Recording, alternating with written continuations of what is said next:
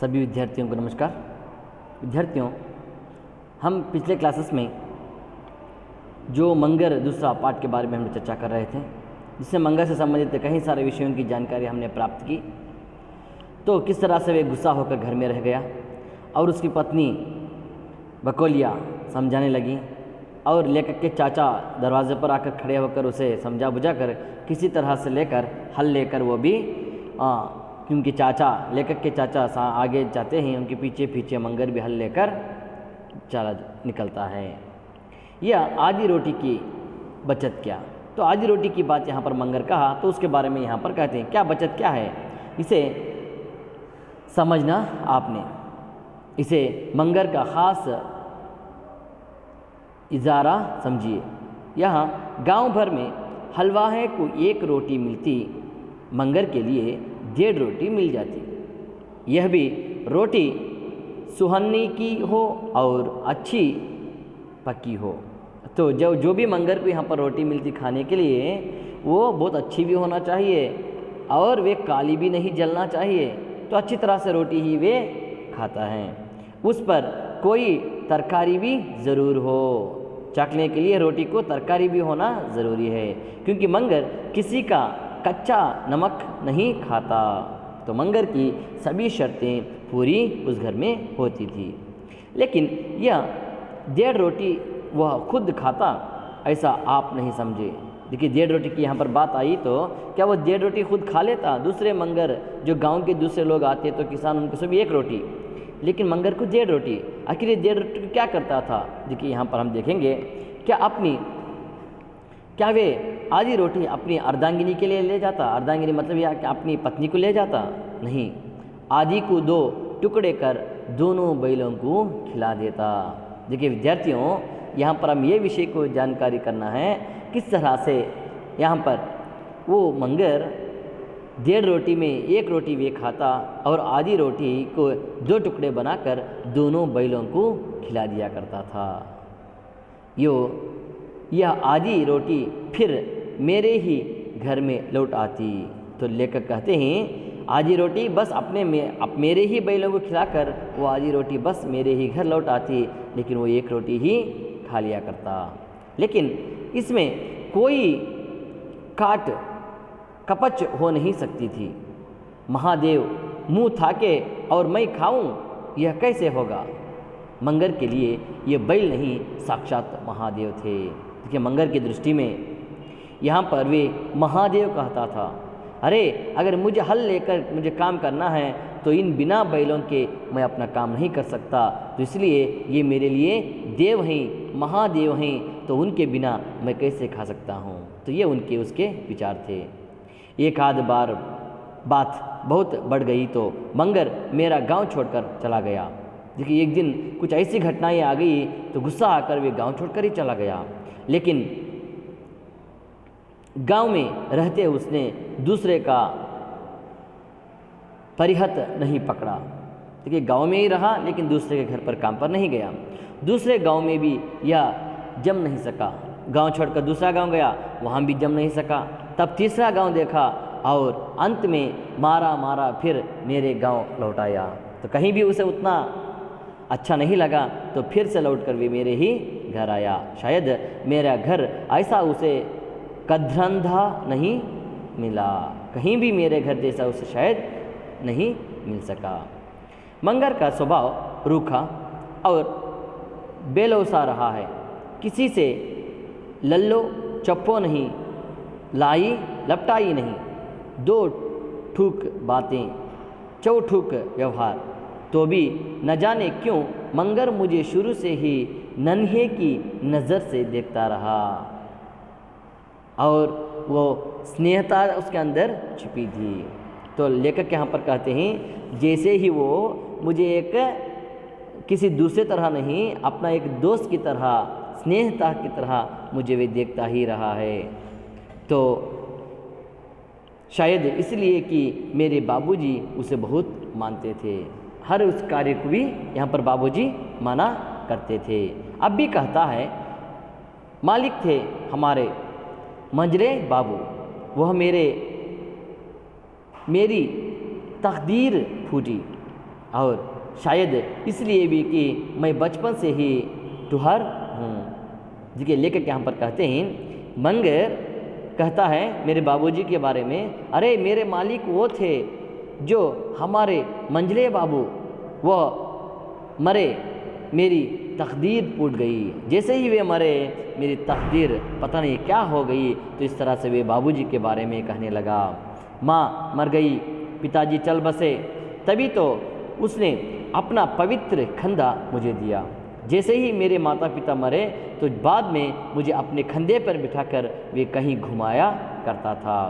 जब कुछ बड़ा हुआ मैं ननिहाल जाने आने और रहने लगा और याद आता है मंगर ही मुझे वहाँ पहुँचाता।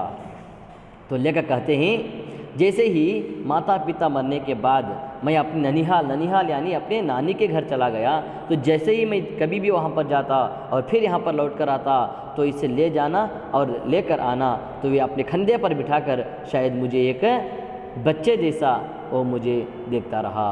मैं एक छंटी घोड़ी पर सवार, मंगर सिर पर सौगात की चीज़ें और मेरी किताबें लिए घोड़ी की लगाम पकड़े आगे आगे चलता। मुझे घोड़े पर बिठाकर वे सभी मेरा बोझ वही अपने सर पर उठाकर मुझे लेकर जाता।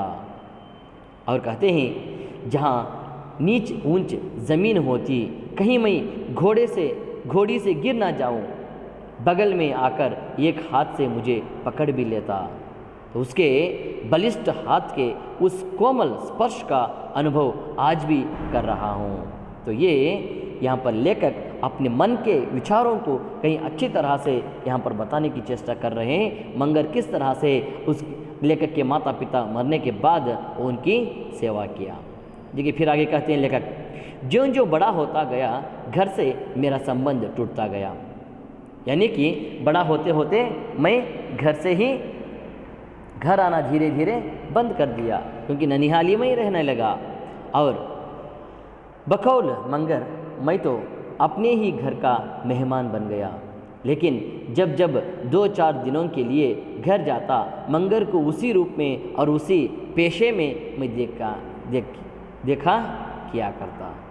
जब भी मैं 2-3 दिन को एक बार जब आता तो मंगर उसी तरह से मेहनती लगे हुए, तो एक इंसान के रूप में ही, एक मेहनती आदमी के रूप में ही मुझे दिखाई देता।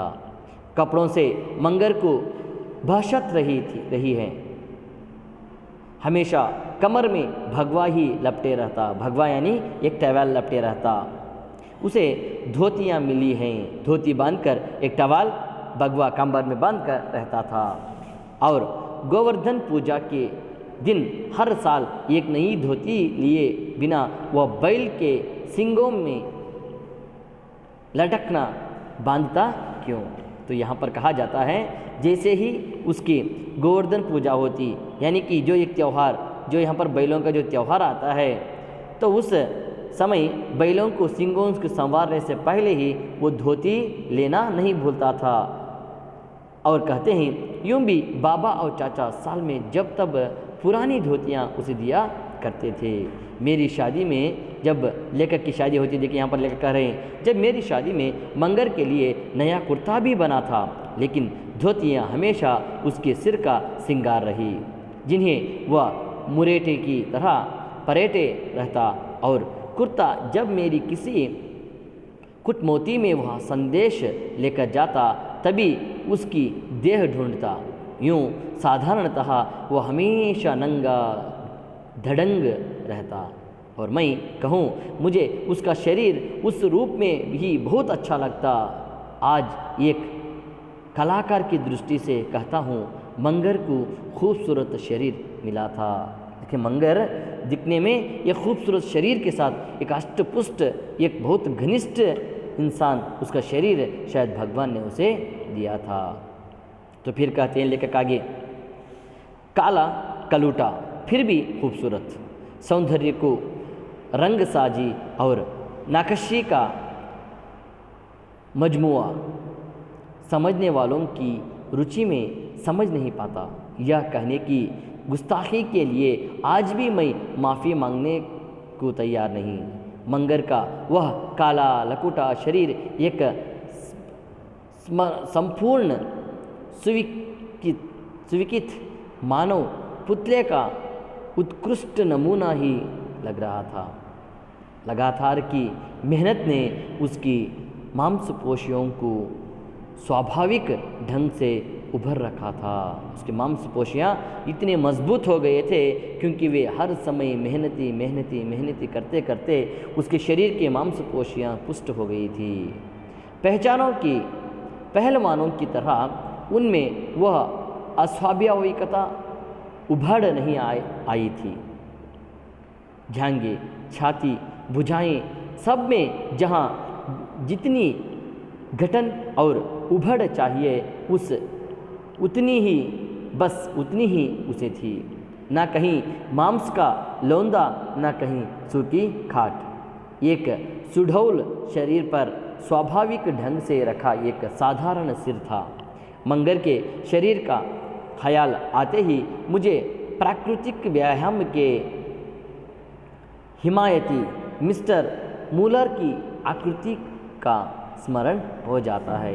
देखिए, लेखक यहाँ पर एक व्यायाम करने वाले एक टीचर, इनका नाम मिस्टर मूलर था। तो मुझे वो जब शरीर के बारे में बात कहूँ तो मुझे एकदम वो मुझे याद आते हैं, क्योंकि वो भी उसी तरह से एक अष्टपुष्ट एक व्यक्ति थे। लेकिन आज ना वह देवी रही, ना वह कढ़ा रहा। मंगर वो नहीं रहा जो कभी था। देखिए, अब कुछ आयु बढ़ने के बाद कुछ उम्र हो गई है, तो उस उम्र के बातें यहाँ पर हो रही हैं। गरीबी को वो अपने अखंडपन से हमेशा धता बताता रहा, लेकिन उम्र के प्रहारों से वह अपने को बचा नहीं सका। उसकी एक चोट उसे धीरे धीरे जर्जर बनाती रही, और आज उस पर यह कहावत लागू है, सूखी हाड़ ठाठ बही भारी, अब क्या लौदेगा व्यापारी। तो जैसे ही उसकी उम्र बढ़ती गई तो धीरे धीरे उसका शारीरिक रूप में वो अपने शरीर को गंवाते गया। बुढ़ापे की ओर जाने लगा तो उसका शरीर धीरे धीरे ढीला पड़ने लगा। तो उसके शरीर का मांस और मांसपेशियाँ ही नहीं गत गई हैं, उसकी हड्डियाँ तक सूख गई हैं। देखिए, अब उसकी उम्र कुछ ज़्यादा हो गई है। बुढ़ापे की कुछ विषयों के बारे में लेखक यहाँ पर चर्चा कर रहे हैं। आज का उसका यह शरीर उस पुराने शरीर का व्यंग्य चित्र मात्र रह गया है। बुढ़ापे के प्रहारों के लिए जो ढाल का काम करती, उस चीज़ का संग्रह मंगर ने कभी किया ही नहीं। आज खाए खाल को झक्के थाको घोरक संग ना रखें। तो ये कहावत के नाते वे जैसे ही एक शारीरिक था, अच्छा अष्टपुष्ट था, तब तो किसी से भी डरता नहीं था। लेकिन आज बिल्कुल उसके एक विरोधी के रूप में आज उसका शरीर ढीला पड़ गया है। कोई संतान भी नहीं रही जो बुढ़ापे में उसकी लाठी बनती। हमने देखा कि उसके दो, एक बेटा एक बेटी थी। आखिर वो किस तरह से दूर हुए, इसके बारे में हमने चर्चा किए थे। लेकिन अब बुढ़ापे में उसका कोई भी सहारा नहीं था, उसे कोई भी उसके संतान उसके साथ नहीं थे, ताकि बुढ़ापे में उसकी लाठी बनकर उसके साथ निभाएं। उम्र ने इस निरस्त्री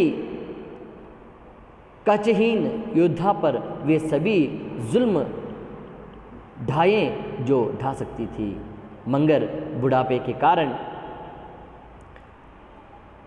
हल चलाने के योग्य नहीं रह गया।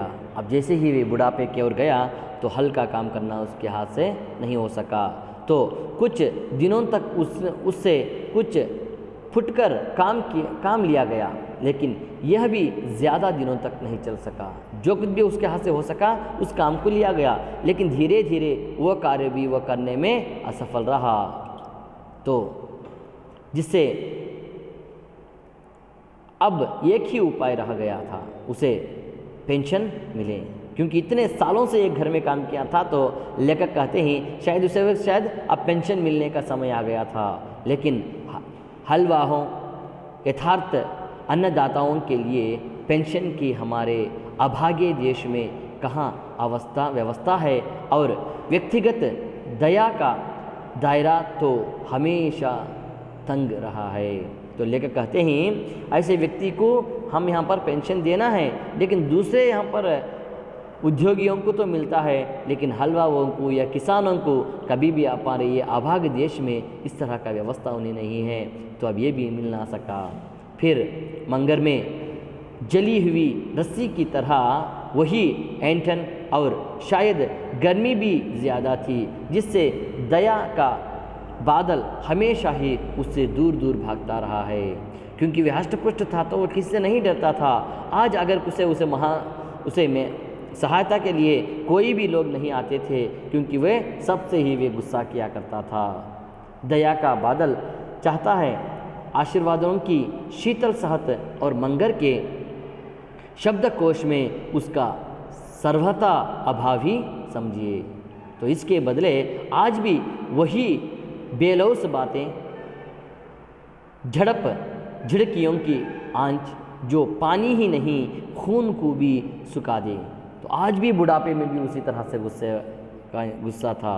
इसके बावजूद उदारता की स्वाति बूंद कभी कभी टपकती, किंतु पपीहे की प्यास उससे भले ही बुझे। मंगर के बुढ़ापे की मरुभूमि उससे सिंची नहीं जा सकी थी। यह दावे के साथ कहा जा सकता है कि आज हम मंगर की हड्डियों का यह झंझर भी नहीं पाते अगर उसकी अर्धांगिनी नहीं होती। तो देखिए विद्यार्थियों, यहाँ पर लेकर उसके पूरे यहाँ पर जब बुढ़ापे में जाता है तो तब क्या उसकी व्यवस्था थी, कैसे उसकी ज़िंदगी बीत रही थी, कितना कष्टों का सामना कर रहा था, उसका शरीर किस तरह से सूखा हुआ जा रहा था, एक मरुभूमि की तरह हो गया था। तो लेकिन अंत में उसका अगर कोई सहायक था तो उसकी अर्धांगिनी यानी उसकी पत्नी ही थी। तो पत्नी भी आखिर कुछ दिनों के लिए उसके सहायक के रूप में अंत में उसे काम आती है। तो यहाँ तक हम इस क्लास में हम चर्चा किए। तो अगले क्लास में देखेंगे उसकी पत्नी अर्धांगिनी किस तरह से उसकी सहायक बनती है। तो यहाँ को हम आज का क्लास रोकेंगे। सभी विद्यार्थियों को धन्यवाद।